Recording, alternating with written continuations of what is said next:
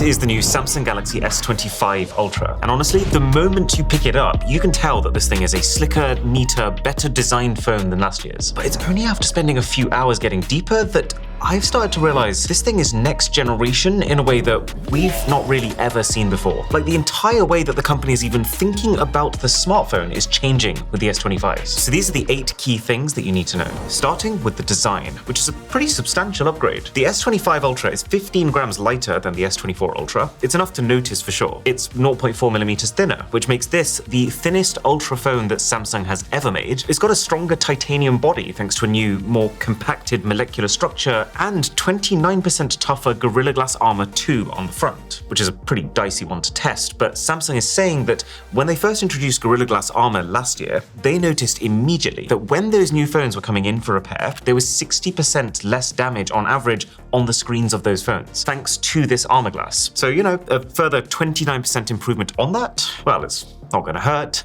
Now, to be really honest, I think the colors are a complete miss. They're all boring. They tried to make them interesting with the names, like the hero color is called Titanium Silver Blue, and this one is Titanium White Silver. Let's call a spade a spade. It's grey. Plus, they've colored the back panels, but not the sides, which to me just makes these all look like those badly matched refurbished car doors. Colors aside though, I was extremely happy to see that after about 5 years of subjecting us to a slow, steady form of hand torture, Samsung has finally rounded off the corners of their phone, which, as obvious as a solution as that was, does make this feel more designed for their core demographic. Humans. But then when I properly started using the thing, I realized it's only a half improvement, since in the process of chopping off the corners, they've also chopped off the slightly rounded sides of the S24 Ultra. So those are now flat and sharp. To be fair to them, the flatness does give the phone a very clean, futuristic silhouette when you look from the front, but it does come at the cost of it still not being close to as comfy to hold as, these more pebble-like phones like the Google Pixel 8a. Tell you what is very nice to see, the bezels are now even tinier, 15% smaller than the ones on the S24 Ultra, which is a small improvement, but still fantastic, because it means that within this thinner, lighter, less painful body, we are now also getting a slightly larger screen. It's gone from 6.8 inches to 6.9. Nice. And then you interact with the software. So last year with the S24 Ultra, one of the most impressive things about this phone was not actually the hardware, but more just how much Samsung had upgraded their One UI Android skin. It felt like a complete modernization. It was prettier, it was faster, it was more customizable. And somehow, I feel like they've made another similarly massive jump again this year. The S25s will ship with Samsung's latest One UI 7, and I freaking love it. It feels like this company has finally understood that we don't want our phones to look corporate, we want them to look bright and fun, we want them to be intuitive, and most of all, we want them to look as naturally clean as possible. And they've delivered. The new software feels more visually consistent, while being functionally even more customizable. You can now do what feels like anything you want with your widgets. Your quick settings now look more organized, and again, now have practically unlimited rearrangeability, and it is so fast. I never really felt like speed was an issue last generation, but this is in a new league altogether. It screams. You get the same 7 years of major Android updates, so that's all the way to Android 22, which, to be honest, I don't even want to think that far ahead. And One UI 7 also plays a pretty big role in the new AI features. So I think it's pretty fair to say that with last year's phones, Samsung came in and they set the benchmark for smartphone AI. The AI suite on this phone, while of course still very early days, it stayed ahead of everything else released in 2024. And seeing what the S25s are able to do, I would say there is a not insignificant chance that that trend continues. I don't think it's all great, but there is so much interesting AI stuff here that we can actually split what you're getting on the S25s into 3 subcategories. So the first is something called cross-app action, which is exactly what it sounds like. It means that you can now hold down your power button and give your phone a command that spans 2 different apps. So for example, when's the next Rick Astley concert? Add it to my calendar. And it will perform the search online, it'll find the details you're looking for, it'll strip out just the info you need and paste that info in an intelligent way into your calendar. Now the impression I get is that this is a Google feature that will come to other Android phones too. But what Samsung has done is worked with Google to make sure that Samsung's native applications, like Samsung Notes, can also be controlled by this. Now, I do think this feature is going to need work. I think it's a few years off being where it wants to be. Like, just for example, if you look closer here, you'll realize it's actually added a concert date to my calendar that is in the past. And even though this isn't final software and it will get better at launch, these are exactly the kinds of issues that you would expect to happen when you let your apps communicate with each other unsupervised. That said, once this does get to a stage where you could completely rely on it, does this not immediately feel like the next obvious era of the smartphone? This kind of intelligent life companion is exactly what these companies have been blabbering on about for over a decade. I mean, life companion was literally the tagline of the Galaxy S4, but now is So the second part of this AI equation are what I would call the iterative upgrades. So these are things that Samsung phones could already do that are now just better. So with the S24s, there was a smart select feature that let you tap on a part of your screen and the phone would just be able to highlight the thing of interest without all the rest of the fluff around it. Kind of like an intelligent screenshot. Well, now you have AI select, which doesn't even need you to tap on the screen, and it can also instant convert whatever you're looking at, ready to send it to someone else. Like you can tap drawing assist, and I think this is super impressive. You can reimagine that image in a different style without even needing to mess around with downloading it first, or even turn the video that's playing on your screen into a GIF for easier shareability. You can now generate custom one-of-a-kind stickers for when you text people. Everyone's favorite assistant Bixby now understands more natural language. I wouldn't call it a major leap forward, but it does build on this idea that your phone is becoming this assistant that you can just talk to in a very human way and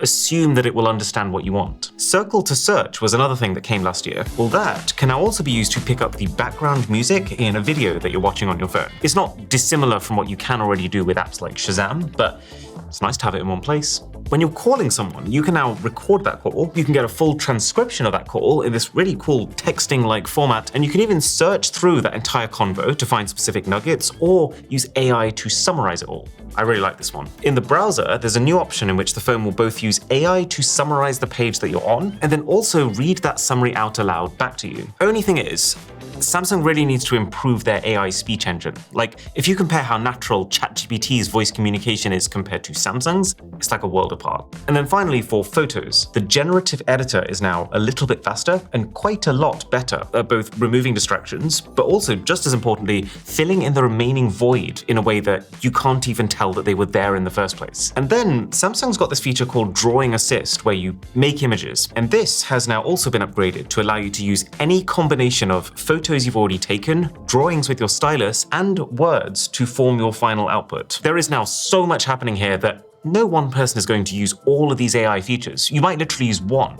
but I'm at least happy to see that it doesn't feel like the priority is on just adding a ton of gimmicks. For almost all of the stuff, I can see why someone might find it useful. And then the third AI pillar is that the AI on the S25s is finally personalized. And this is going to need a lot of detailed testing, but it feels like a pretty big step change. This is the first time that your phone is essentially able to read anything that's happening in your emails, your reminders, your browsing history if you want it to, and it's able to use that information to more accurately serve you. So for example, the phone might have ended up seeing in one of your emails that you have an unused coupon that's coming up for expiry soon, and it can then send you a notification for that. Or even, it could go as far as to know that you need to go to the airport for a flight, and it can tell you that you should leave now because it knows how far that you are from the airport that you need to go to, and that there's been a sudden surge in traffic. The other way that this will present itself is within the Now bar, which is this new thing that you get on your lock screen. It will show you your currently ongoing activities, but also over time, summaries of things like sports games that it knows that you'll be interested in based on things that you have Google searched for. So whether or not the execution is there, we need to find that out.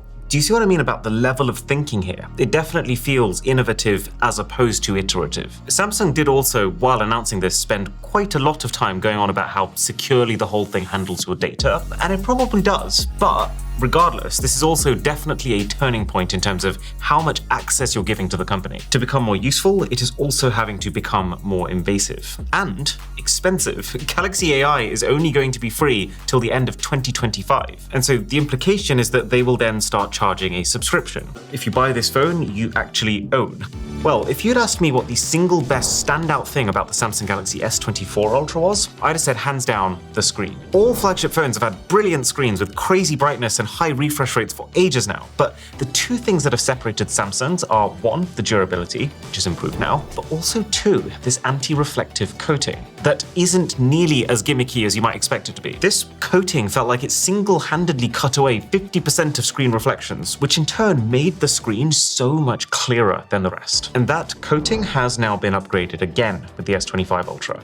I wouldn't say the difference is as transformative as the jump last year, but really at this point it's just further cementing Samsung's display lead, with also now completely new Hop 3 display technology. No one's used it before, but Samsung's talking about this like it's some kind of miracle compound, saying that it should dramatically increase the touch response rate, image quality, and also battery efficiency of the screen. The battery itself, by the way, is still the same 5,000 mAh cell as before, which is good. They're saying that thanks to all the efficiency improvements, you can expect an extra hour of video playback per charge compared to even last year's phone, and it makes sense that they haven't expanded the battery given, the thinner design, the thinner bezels, and the need to also fit an S Pen inside of here. However, I do also have a feeling that this is the year where we're going to start seeing the baseline for phone batteries go up significantly, which means that while Samsung was at the very top of the battery wars leaderboard last year, I'm doubtful it's going to stay at the top this year. And on a similar note, one thing that this phone doesn't have, which honestly at this point I just find puzzling, is magnetic charging. Apple has had it since 2020, and if there is good news on the performance front with the S25 Ultra. This thing comes with 12 GB of RAM on the base model and the Snapdragon 8 Elite 4 Galaxy chip, which is effectively a big power upgrade combined with a few little extra tweaks specifically for these S25 phones. The main thing though is just the Snapdragon 8 Elite is enough of a jump from last year, 30 to 40% depending on how you're measuring it, that it's kind of like moving up a whole new tier.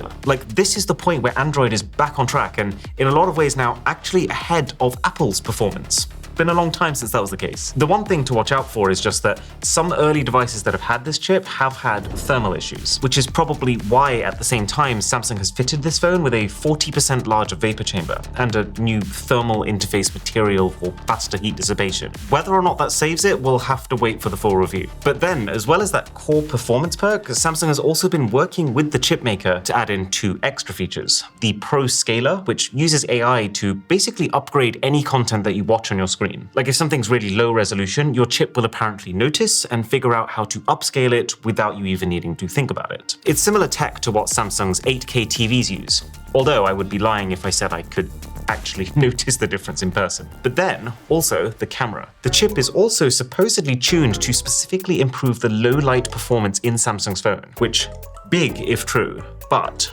I will only believe it when I see it. Speaking of which though, good to see that Samsung hasn't completely forgotten about cameras amidst all the AI hoo-ha. So the most obvious change is the 12 megapixel ultrawide has finally become a 50 megapixel ultrawide. Now they are about 3 years behind a lot of other phones in getting there, but this is great news because the ultrawide was always the ugly duckling of Samsung's camera system, and it's now being upgraded not just improves the ultrawide shots, but there's also a dramatic resolution bump to close-up macro shots since it uses the same camera. And then, at least based on what Samsung is saying, the even bigger camera changes are the things that you can't see. So their underlying software, the Pro Visual Engine, has been upgraded, which they're saying means significantly faster shooting and also better quality and smoother zoom shots by inserting extra frames in between the animation. And the smoother aspect I can attest to. The better aspect is not as clear to me. Like, on one hand, this is a photo taken at 30 times zoom, and I can absolutely see the improvement in texture and detail on this year's phone versus last year's. But then, counterexample, I took this shot at 10 times zoom, and maybe because this is a face and it's harder for AI to understand faces as opposed to surfaces, but here,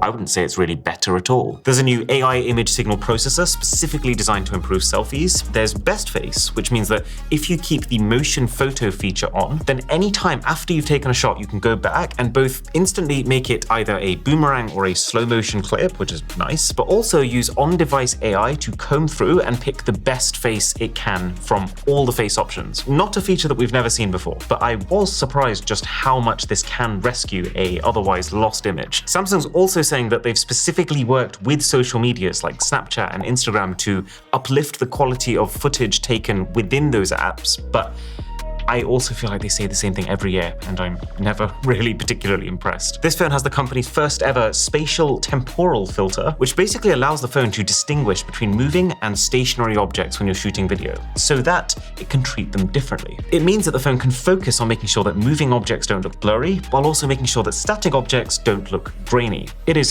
spot on exactly the thing that Samsung's camera needs to focus on. We just don't know yet if it's enough of an improvement to actually fix it. And then to add to that, the sound quality of your videos might well be improving too, thanks to a new audio eraser feature, which is not dissimilar from what we've already seen Google Pixel phones do for a while now. But basically it means that the phone will pick up all the different types of noise in a video that you shoot, for example wind noise or room noise, and it allows you to adjust the levels of them.